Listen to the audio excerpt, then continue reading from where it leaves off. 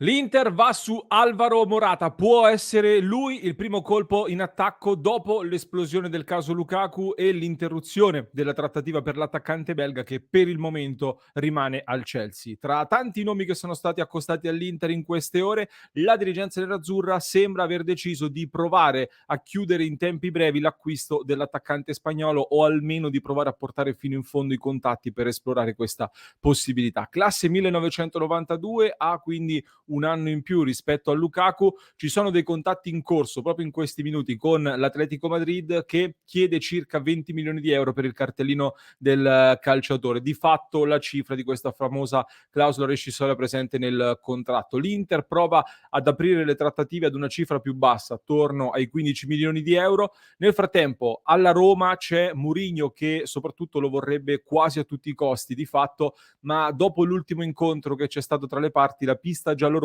sembra essersi un po' raffreddata e la sensazione da parte mia è che Morata voglia l'Inter e se l'Inter decide di chiudere questa operazione riesce a prenderlo. Attualmente guadagna circa 8 milioni di euro all'anno, formalmente però è in scadenza di contratto nel 2024, tra un solo anno, e ha già pronto un rinnovo a delle cifre più basse. Quindi all'Inter secondo me si potrebbe ragionare su un qualcosa come 5,5 magari 6 milioni di euro come ingaggio, che però c'è un problema, non beneficerà del decreto crescita, quindi le tasse saranno per intero, semplifichiamo così. Quindi al lordo lo stipendio di Morata peserà più o meno quanto era stato preventivato per Lukaku, forse qualcosina in più a livello di ingaggio, a livello di ammortamento ovviamente decisamente meno. Le prossime ore saranno probabilmente già decisive perché comunque Inzaghi e l'Inter vorrebbero un nuovo attaccante da aggiungere a Lautaro Martinez, a Thuram e anche a Correa per la partenza per la tournée in Giappone che è fissata per il 23 luglio.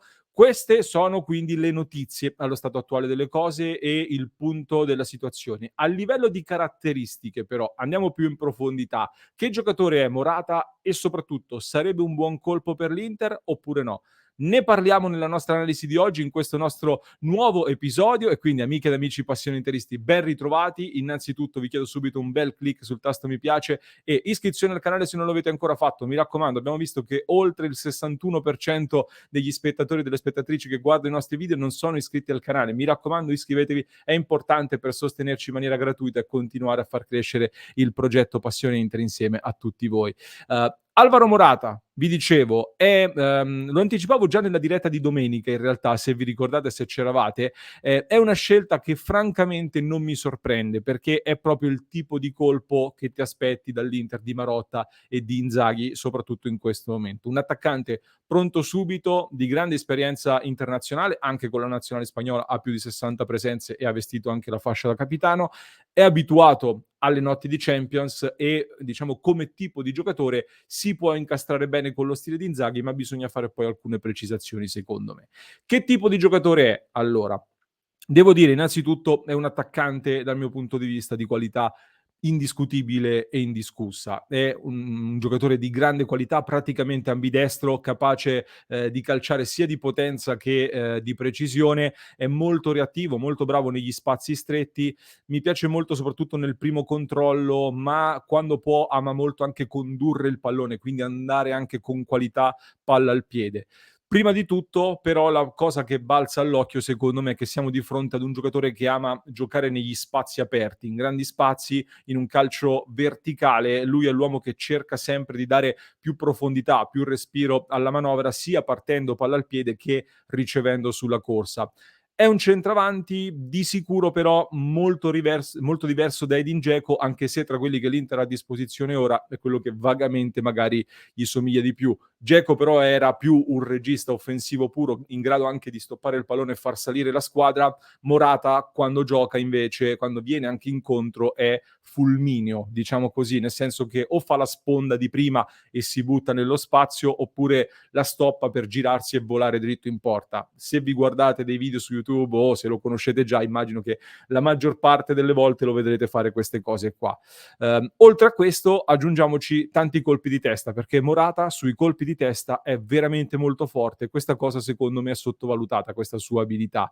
È bravo sia nello smarcarsi, quindi nel fare anche molto spesso un movimento in cui finta sul primo palo, torna indietro, si libera dalla marcatura e tira in porta, ma anche sui duelli aerei. Per essere un attaccante ha delle statistiche molto elevate, d'altronde è alto quasi 1,90 m, ed è un fattore da tenere in mente anche in virtù dei vari crossatori che ci sono nella rosa dell'Inter, da Di Marco a Barella e a quanto pare anche Quadrado, di cui abbiamo parlato nel precedente episodio. Un'altra cosa che mi piace molto di Morata è che siamo di fronte ad un giocatore che con le sue caratteristiche è in grado di risolvere le partite o comunque di cambiarle anche a gare in corso, quindi può essere un'arma anche in questo senso, incide partendo anche dalla panchina e anche in notti molto importanti, dicevo del feeling con la Champions, comunque si fa sentire. La Juventus lo ricorda perché lo lega molto a quel cammino fino alla finale di Champions League, fu decisivo con Real, segnò anche al Barcellona in finale pur non vincendola, poi ha vinto 2 Champions League nel corso della sua carriera. In finale di Coppa Italia è stato decisivo contro il Milan, aveva segnato anche in Supercoppa Italiana contro il Napoli, è stato decisivo con l'Atletico contro il Liverpool. In generale si è fatto sentire in diverse partite importanti, anche se non in maniera costante, e infatti qui arriviamo anche a dei lati di ombra, diciamo così, dei punti di debolezza o comunque degli aspetti meno positivi di questo calciatore, perché Morata è un attaccante di alto livello. Io parto da questo presupposto. È un giocatore che è passato per Atletico Madrid, Real, Chelsea, Juventus, facendo vari anche ritorni. Un giocatore che tra l'altro ha spostato, con il prossimo trasferimento supererà abbondantemente quota 200 milioni di euro di trasferimenti tra le varie squadre. Per darvi anche la dimensione un po' dei soldi che ha spostato questo giocatore, io dico, se un giocatore rimane sempre in queste squadre qua, un motivo c'è, appartiene a questa categoria. Non penso che i dirigenti di Atletico, Real, Chelsea e Juve siano tutti così, diciamo, ciechi da non vedere che si tratta di un flop. Se rimane qui un motivo c'è. Allo stesso tempo però ha anche un po' deluso le attese, perché dal punto di vista del talento tutti erano convinti che fosse probabilmente il miglior attaccante. Mi ricordo qualche paragone, il miglior attaccante della scuola di Madrid dopo Fernando Torres, però decisamente sicuramente ha fatto meno rispetto al Niño Torres, ed è vero che quindi è rimasto in tante squadre importanti, sì, però è anche vero che in ogni squadra è rimasto per un paio di stagioni e non di più, quindi ha cambiato spesso, ma per vari motivi. Fatto sta che la più grande critica che viene mossa ad Alvaro Morata è relativa ai pochi gol che ha segnato in carriera. In effetti, per le qualità tecniche e l'intelligenza che ha questo calciatore, ha segnato poco, perché molto spesso uno dei grandi motivi, secondo me, per cui ha segnato poco è perché nell'uno contro uno davanti al portiere o comunque in zona gol spesso prende la decisione sbagliata. Per quelle che sono le sue caratteristiche tecniche potrebbe fare di più.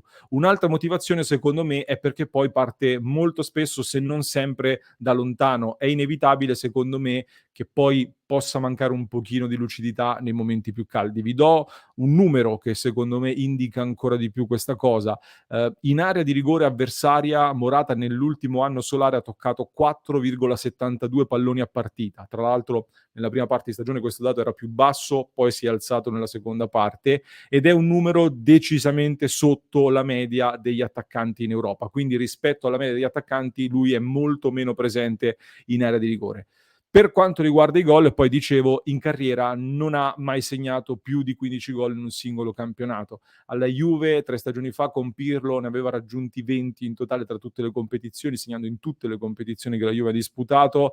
Ne aveva fatti 20 anche in una stagione con Real Madrid. Con Allegri poi ha calato in termini di numeri e nell'ultima stagione all'Atletico Madrid ha segnato 15 gol in totale, 2 in Coppa del Re, e poi aveva fatto anche qualche assist, non ricordo di preciso i numeri. Tutto questo però secondo me va anche un attimo contestualizzato, innanzitutto perché con Allegri, comunque diciamocelo, la Juve in generale è meno offensiva e meno prolifica. Un numero, la Juventus nell'anno di Morata aveva segnato 57 gol in totale, l'Inter nello stesso anno ne aveva fatti 84, quindi anche per un attaccante, una squadra che segna poco, non è semplice. E anche Simeone, diciamo che non è propriamente l'allenatore noto per il grande calcio, per far divertire gli attaccanti. Guarda caso però Morata, insieme a Griezmann, che ha fatto una stagione strepitosa, ha svoltato dopo il mondiale in Qatar, quindi nella seconda parte, nella parte finale della scorsa stagione, quando però Simeone ha cambiato modulo, ha alzato il baricentro e ha provato anche un sistema di gioco più offensivo, un 3-5-2 che spesso diventava anche un 4-4-2 spingendo molto sulle fasce, comunque più offensivo. E Morata nella prima parte di stagione con un gioco diverso aveva segnato soltanto 4 gol. Nella seconda parte ha fatto gli altri 11 se non ricordo male. Quindi un sistema di gioco più offensivo lo valorizza tuttora e comunque devo dire la doppia cifra in carriera l'ha sempre raggiunta tra tutte le squadre in tutte le nazioni in cui ha giocato, Inghilterra, Spagna e Italia. Non è una cosa da poco secondo me. Quindi alla luce di questo, l'Inter di Inzaghi è tendenzialmente, potremmo dire, una squadra più votata all'attacco rispetto anche alla Juventus di Allegri e faccio 2 considerazioni finali. Nell'ultima stagione, quella che abbiamo appena raccontato, l'Inter è arrivata terza in campionato con 71 gol segnati, il secondo attacco del campionato di Serie A alle spalle del Napoli. Addirittura però l'Inter ha subito 42 gol, 14 in più del Napoli, sono veramente tanti. Gli attaccanti dell'Inter in campionato hanno rispettivamente segnato, mi sono appuntato i numeri perché me li dimentico, Lautaro Martinez 22 gol, Lukaku 10, Dzeko 9 e Correa 3. Ecco, trovare qualcuno che possa fare più dei 3 gol di Correa o comunque che faccia i 3 gol di Correa non dovrebbe essere un'impresa troppo complicata. Lautaro può ambire a confermarsi anche perché raggiungerebbe i cardini nei marcatori all time dell'Inter, quindi magari può esserci anche questo stimolo in più. Tra Thuram e eventualmente Morata bisogna mettere insieme 20 gol per fare meglio dell'attacco dell'anno scorso e io credo che le potenzialità per farlo ci sono, considerando che anche dietro comunque l'Inter potrebbe aver aggiunto qualche gol, soprattutto considerando Frattesi. Giustamente qualcuno mi dirà però se fai gli stessi gol siamo arrivati terzi, non basta. E infatti secondo me il dato da aumentare sì, è un po' quello dei gol sicuramente, ma soprattutto c'è da diminuire quello dei gol subiti, quindi ci aspettiamo che il netto miglioramento possa rientrare sui 42 gol subiti, che per ambire allo scudetto sono sicuramente troppi. Allo stesso tempo però, considerazione finale, Morata è un giocatore per me abbastanza inzaghiano, ma le cifre mi sembrano un po' alte, nel senso che preferirei si potesse spendere un po' meno per un giocatore che va per i 31 anni e che te lo terrai dietro probabilmente per più di qualche anno. Un giocatore, come detto, che ha fatto spostare comunque tanti soldi in carriera. Dal punto di vista però, l'ultima considerazione che volevo fare, del tandem con Lautaro Martinez e Thuram, soprattutto sono curioso di capire come lo utilizzerà Inzaghi e come andrà ad integrarlo, che tipo di coppie farà e come riuscirà a farli convivere, perché Morata è un po' più abituato, anche a livello di hitmap si vede molto, a partire dal centro-sinistra, da cui poi va a convergere verso il centro. Al momento questa è una zona di campo dove giocano molto sia Lautaro Martinez che Thuram, quindi è una zona un po' affollata. Qualcuno forse dovrà cambiare qualcosa a livello di caratteristiche. Come attaccante di movimento, poi di sicuro Morata non è Benzema. Benzema era un giocatore perfetto anche per aprire gli spazi a Cristiano Ronaldo. In queste letture anche di movimenti per creare spazi per gli altri compagni di squadra, Morata non è bravo come Benzema, almeno dal mio punto di vista. Mentre nella ricerca della verticalità, degli scambi veloci è decisamente bravo e questo potrebbe essere magari anche un ulteriore indizio sulla possibilità di vedere un Inter, non dico più verticale, secondo me con più alternative di gioco, in grado di combinare quindi momenti di possesso e altri di verticalità immediata. Detto che, dal mio punto di vista, un attacco composto da Lautaro, Thuram, Morata e al momento Correa, che è ancora in rosa, inevitabilmente porta l'Inter a partire con altri obiettivi rispetto ad un attacco composto invece da Lukaku, Thuram e Lautaro, cioè con il ritorno di Lukaku secondo me saresti ripartito per vincere lo scudetto, per provare a vincere lo scudetto subito. Con questo attacco ovviamente l'Inter vuole ripartire per provare a vincere lo scudetto, però realisticamente punti a stare nelle prime 4 e fare il più possibile per competere per lo scudetto fino all'ultimo. Possibilmente poi Correa andrebbe sostituito con un attaccante più fisico, secondo me, per avere più varietà anche di alternative, uno che possa fare più da riferimento, da boy, da regista offensivo, e anche da centravanti puro, ecco. I nomi sono un po' quelli che girano in questi giorni, vedremo se ci saranno ulteriori novità in questo senso, da Scamacca, Nzola, Duvan Zapata, Arnautovic, giocatori di questo tipo qua, anche se, ecco, piazzare Correa non so se sarà molto semplice. Fatemi sapere nei commenti chi prendereste quindi tra questi giocatori al posto di Correa, cosa ne pensate anche di Alvaro Morata, se può essere un buon affare per voi. Vi ricordo che se questo episodio vi è piaciuto potete sostenerci tramite gli abbonamenti anche su passioninter.club per entrare a far parte della nostra community dei sostenitori. Per chi ci ascolta in podcast vi lascio anche un altro approfondimento che trovate nel link in descrizione, mentre per chi ci segue da YouTube vi basta cliccare qui.